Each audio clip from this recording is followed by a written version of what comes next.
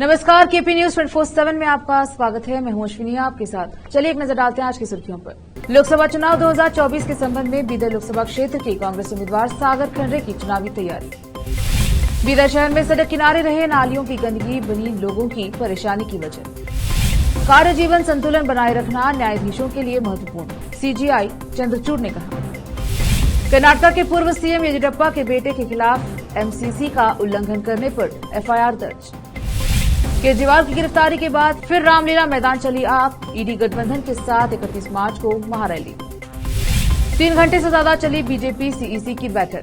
Cut सकता है वरुण गांधी, संघमित्रा मौर्य और वीके सिंह का टिकट।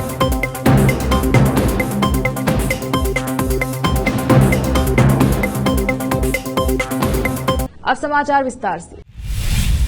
लोकसभा चुनाव 2024 के संबंध में बीदर लोकसभा क्षेत्र के कांग्रेस उम्मीदवार श्री सागर ईश्वर खंडरे की चुनावी तैयारी को लेकर आज जिला प्रभारी मंत्री ईश्वर खंडरे के नेतृत्व में भालकी तालुके के कांग्रेस कार्यकर्ताओं की बैठक आयोजित की गई।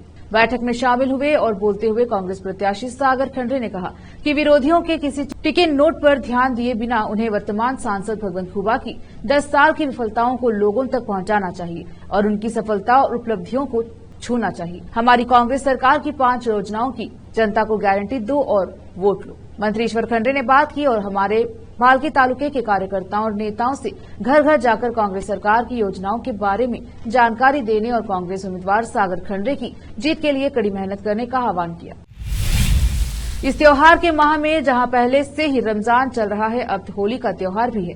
ऐसे में शहर के बाजारों में लोगों की बढ़ती संख्या और सड़कों पर अधिक संख्या के कारण यातायात बाधित हो रहा है। इस पर नगर सभा द्वारा शहर के विभिन्न क्षेत्रों के नालियों की साफ सफाई करने और गंदगी सड़क किनारे छोड़ देने से लोगों को चलने फिरने में परेशानी का सामना करना पड़ रहा है। जब त्योहार की खरीदी के लिए लोग बाजार में उमड़ रहे हैं तो नालियों की गंदी बदबू से लोग परेशान हैं। नगर सभा को समय पर कार्य को खत्म कर लोगों के लिए सहूलत उपलब्ध कराना चाहिए। मोहम्मद यासीन का कवरेज। भारत के मुख्य न्यायाधीश डीवाई चंद्रचूड़ ने कहा कि न्यायाधीशों, विशेषकर जिला न्यायाधीशों के बीच तनाव का प्रबंधन करना और कार्य जीवन संतुलन हासिल करना महत्वपूर्ण है। भविष्य की न्यायपालिका के लिए समानता और उत्कृष्टता विषय पर न्यायिक अधिकारियों के 21वें द्विवार्षिक राज्य स्तरीय सम्मेलन में कार्य और जीवन संतुलन पर बोलते हुए उन्होंने जिला न्यायाधीशों से कहा, कभी कभी वादी और वकील सीमा पार कर जाते हैं, लेकिन हम हैं अवमानना की शक्ति का उपयोग करने के लिए नहीं, बल्कि यह समझाने के लिए उन्होंने सीमा क्यों पार की है। अन्याय की जड़ें गहरी होनी चाहिए। ऐसी स्थिति में न्यायिक अधिकारियों को शांत रहना चाहिए और उनका दृष्टिकोण दयालु होना चाहिए। इससे पहले कि आप दूसरों को ठीक करें, आपको खुद को ठीक करना सीखना होगा। कर्नाटक के पूर्व सीएम और बीजेपी नेता बीएस येदियुरप्पा के बेटे बीवाई राघवेंद्र के खिलाफ चित्रदुर्गा में आदर्श आचार संहिता के उल्लंघन के आरोप में एफआईआर दर्ज की गई है। बीवाई राघवेंद्र वर्तमान में शिवमोगा से सांसद हैं और आगामी लोकसभा चुनाव में यहां से उम्मीदवार हैं। कांग्रेस शासित कर्नाटक के खिलाफ राजकोषीय पक्षपात और धन मुहैया न कराने के आरोपों पर पलटवार करते हुए केंद्रीय वित्त मंत्री निर्मला सीतारमण ने रविवार को कहा कि राज्य को मिलने वाले हर पैसे का हिसाब किताब किया जाता है और उसे समय पर जारी किया जाता है। यहाँ कर्नाटक की राजधानी में थिंकर्स फोरम द्वारा आयोजित एक अनौपचारिक बातचीत में बोलते हुए सीतारमण ने कहा, यह दावा कि कर्नाटक के लिए विशेष अनुदान के रूप में 5,495 करोड़ रुपए जारी नहीं किए गए पूरी तरह से गलत है। वित्त आयोग ने अपनी अंतिम रिपोर्ट में ऐसा नहीं किया है। ऐसे किसी विशेष अनुदान की अनुशंसा करें। पीएम गरीब कल्याण अन्न योजना के तहत पूरे देश में 80 करोड़ लोगों को और शहरी बैंगलोर के 30.5 लाख लोगों को हर महीने घर पर मुफ्त राशन मिलता है। मैं उन गारंटियों को चिन्हित करना चाहता हूं जिन्हें हमने आम लोगों, खासकर गरीबों की मदद के लिए पूरा किया है। शहरी में बैंगलोर देश भर में 52 करोड़ के मुकाबले 14.68 लाख जनधन खाते खोले गए। उन्होंने आगे बताया कि केंद्र की इस प्रमुख मुद्रा योजना के तहत जो कुशल कारीगरों को 10 लाख रुपए ऋण सक्षम रूप से प्राप्त करने में सक्षम बनाती है। अकेले शहरी बैंगलोर को 30,490 करोड़ रुपए आवंटित किए गए थे। रुकते हैं छोटे से ब्रेक के लिए, जल्द लौटेंगे ब्रेक के बाद। हिंदुस्तान के हर कोने में हम हैं मौजूद। 24 घंटे हालात पर गहरी नजर, खबरों से जुड़े चुपते सवालात और आपको दिखाता है धार्मिक, सामाजिक, राजनीतिक, लोकल और इंटरनेशनल न्यूज की सबसे बेहतर कवरेज जो आपको रखती है हर पल बाखबर। देश और दुनिया भर की खबर के लिए देखते रहें केपी न्यूज 24/7।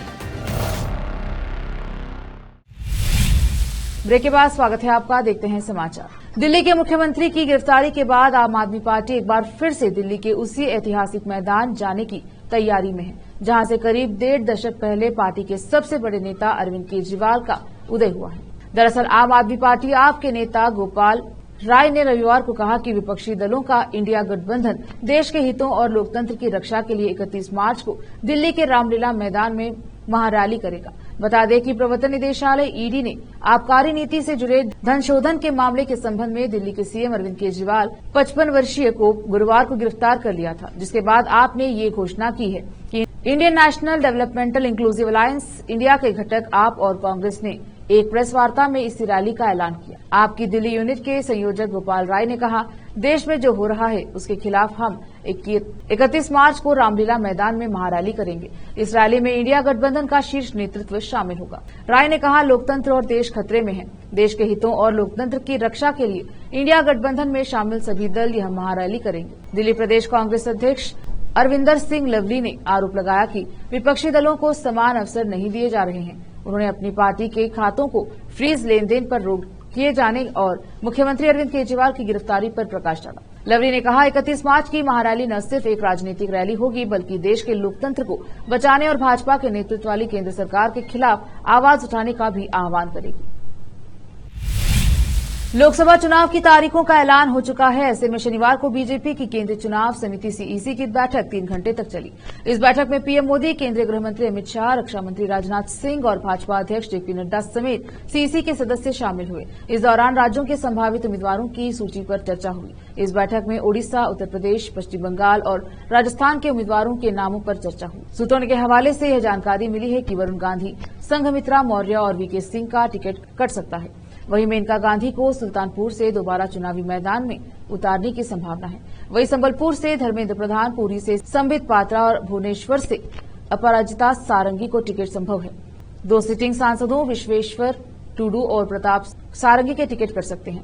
बीजेपी की ओडिशा इकाई के अध्यक्ष मनमोहन सामला ने बताया कि सीईसी ने ओडिशा की सभी 21 लोकसभा सीट और 147 विधानसभा सीट के लिए उम्मीदवारों के नाम पर चर्चा की। ओडिशा में बीजेपी और बीजू जनता दल बीजेडी के बीच चुनाव पूर्व गठबंधन करने को लेकर सहमति नहीं बन पाने के कारण यह चर्चा हुई।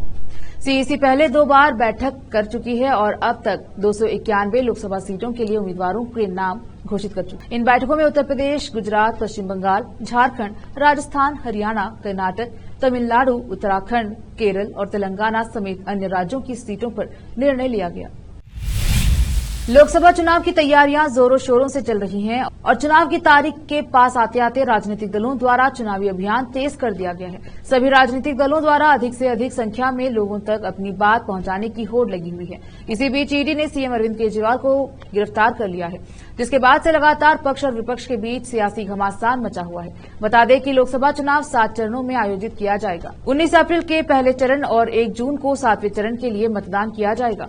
ऐसे में 24 मार्च से जुड़ी सभी चुनावी अपडेट्स हम आपको यहां देने वाले हैं। अब वक्त एक और छोटे से ब्रेक का, जल्द लौटेंगे ब्रेक के बाद। हिंदुस्तान के हर कोने में हम हैं मौजूद। 24 घंटे हालात पर गहरी नजर, खबरों से जुड़े चुपते सवालात और आपको दिखाता है धार्मिक, सामाजिक, राजनीतिक, लोकल और इंटरनेशनल न्यूज की सबसे बेहतर कवरेज जो आपको रखती है हर पल बाखबर। देश और दुनिया भर की खबर के लिए देखते रहें केपी न्यूज 24/7। ब्रेक के बाद स्वागत है आपका। देखते हैं समाचार। कांग्रेस विधायक अजित शर्मा भागलपुर से अपनी बेटी और बॉलीवुड एक्ट्रेस नेहा शर्मा को लोकसभा का चुनाव लड़वाना चाहते हैं। उन्होंने कहा कि मैं तो विधायक हूं, अगर पार्टी कहेगी तो चाहूंगा कि बेटी लड़े। बता दें कि बिहार में एनडीए गठबंधन में शामिल जेडीयू ने आज 16 सीटों पर अपने उम्मीदवारों का ऐलान किया है।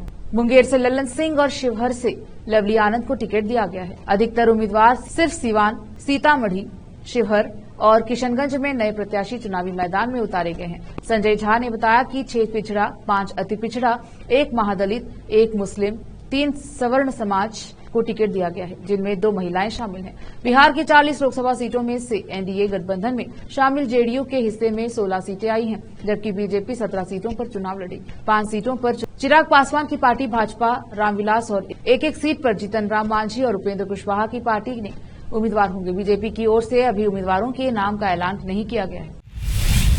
लोकसभा चुनाव में कुछ ही समय बचा है। सभी पार्टियां चुनावी प्रचार के साथ अपने उम्मीदवारों के नाम का ऐलान करने में जुटी हैं। इसी बीच कांग्रेस ने लंबी जद्दोजहद के बाद उत्तराखंड की सभी 5 सीटों पर अपने प्रत्याशियों की घोषणा कर दी है। उत्तराखंड में पहले फेज में 19 अप्रैल को वोटिंग होगी।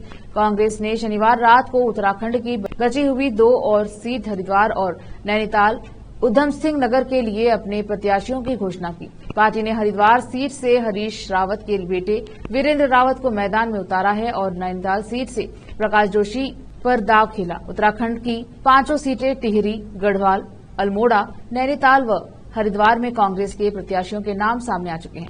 टिहरी से जोत सिंह गुंसोल, गढ़वाल से गणेश गोदियाल, अल्मोड़ से प्रदीप टमटा, नैनीताल से प्रकाश जोशी व हरिद्वार से वीरेंद्र रावत प्रत्याशी बनाए गए हैं। यह कहना गलत नहीं होगा कि प्रदेश कांग्रेस के वरिष्ठ नेता और पूर्व मुख्यमंत्री रहे हरीश रावत की जिद के आगे पार्टी आलाकमान को झुकना पड़ा। पार्टी ने हरिद्वार सीट के लिए उनके बेटे वीरेंद्र रावत को टिकट दिया है। पूर्व सीएम हरीश रावत ने वीरेंद्र रावत का टिकट तय होने से पहले ही हरिद्वार लोकसभा सीट पर प्रचार शुरू कर दिया था। उन्होंने शनिवार को हरिद्वार में रोड शो किया, जिसमें उनके बेटे वीरेंद्र रावत भी शामिल रहे। वीरेंद्र रावत प्रदेश कांग्रेस कमेटी में प्रदेश उपाध्यक्ष की जिम्मेदारी निभा रहे हैं। रूस में चुनाव के बाद 5वीं बार पुतिन के राष्ट्रपति बनते ही रूसी सेना जबरदस्त हमलावर मोड में आ गई है। रूसी सेना ने पिछले 4 दिन में यूक्रेन पर तीसरा बड़ा मिसाइल हमला किया। रूस ने एक साथ दर्जनों मिसाइलों से यूक्रेन के कई शहरों में तबाही मचा दी। इससे कई गगनचुंबी इमारतें खंडर में बदल गई। ताबड़तोड़ हमले से यूक्रेन में हाहाकार मच गया। लोग अपनी जान बचाने के लिए सुरक्षित ठिकानों की ओर भागने लगे। अभी तक इस घातक मिसाइली हमले में यूक्रेन को कितना नुकसान हुआ है, इस बात की जानकारी सार्वजनिक नहीं की गई है, मगर बड़ा हमला होने की वजह से यूक्रेन को भारी नुकसान की आशंका जाहिर की गई है। बता दें कि रूस ने यह हमला मॉस्को के कॉन्सर्ट हॉल में हमले के बाद किया। रूस के राष्ट्रपति पुतिन ने कॉन्सर्ट पर हुए हमले में यूक्रेन का भी हाथ होने का आरोप लगाया है। इस हमले में 115 लोगों से ज्यादा मौतें हुई हैं। यूक्रेन पर रूसी हमले के बाद पोलैंड की सेना ने कहा कि पश्चिमी यूक्रेन में दागी गई मिसाइलों में से एक रविवार को उसके हवाई क्षेत्र में घुस गया। कीव के सैन्य प्रशासन के प्रमुख सेहरी पोपको ने कहा कि रूस ने Tu-95 MS रणनीतिक बम वर्षकों से दागी गई क्रूज मिसाइलों का इस्तेमाल किया। हमले रूस के सेराटोक क्षेत्र के एंगल्स जिले से शुरू किए गए थे। पाकिस्तान के पूर्व विदेश मंत्री बिलावल भुट्टो ने रविवार को देश में हिंदू समुदाय को होली की शुभकामनाएं देते हुए कहा कि यह त्योहार धार्मिक या सांस्कृतिक मतभेदों से परे साझा मानवता की याद दिलाता है। द एक्सप्रेस ट्रिब्यून अखबार की खबर के अनुसार पाकिस्तान पीपुल्स पार्टी PPP के अध्यक्ष ने बयान में देश के भीतर विविध सांस्कृतिक परंपराओं के लिए समावेशित और सम्मान को बढ़ावा देने के महत्व पर प्रकाश डाला। उन्होंने कहा कि इस तरह के उत्सव राष्ट्र के भीतर समावेशिता को बढ़ावा देते हैं। बिलावल ने पाकिस्तान की आबादी के बीच आपसी समझ और एकजुटता की हिमायत करते हुए सामाजिक सद्भाव की आवश्यकता पर जोर दिया। देखने वाली बात यह भी है कि भले ही साल 1947 में भारत और पाकिस्तान 2 अलग मुल्क बन गए थे, लेकिन भारतीय परंपरा और भारतीय त्योहार आज भी पाकिस्तान में मनाए जाते हैं। इनमें होली भी शामिल है। पाकिस्तान में भी भारत की तरह ही होली मनाई जाती है। पाकिस्तान में होली खेलने के लिए हिंदू धर्म के लोग शामिल होते हैं। होली के दिन लोग एक दूसरे पर रंग डालते हैं। भारत की तरह ही पाकिस्तान में भी होली के दिन पकवान बनाए जाते हैं। फिर से एक नजर आज की सुर्खियों पर। लोकसभा चुनाव 2024 के संबंध में बीदर लोकसभा क्षेत्र के कांग्रेस उम्मीदवार सागर खंडरे की चुनावी तैयारी। बीदर शहर में सड़क किनारे रहे नालियों की गंदगी बनी लोगों की परेशानी की वजह। कार्य जीवन संतुलन बनाए रखना न्यायाधीशों के लिए महत्वपूर्ण, CGI चंद्रचूड़ ने कहा। कर्नाटक के पूर्व सीएम येदियुरप्पा के बेटे के खिलाफ MCC का उल्लंघन करने पर FIR दर्ज। केजरीवाल की गिरफ्तारी के बाद फिर रामलीला मैदान चली आग। ईडी गठबंधन के साथ 31 मार्च को महारैली। 3 घंटे से ज्यादा चली बीजेपी CEC की बैठक। कट सकता है वरुण गांधी, संघमित्रा मौर्य और VK सिंह का टिकट।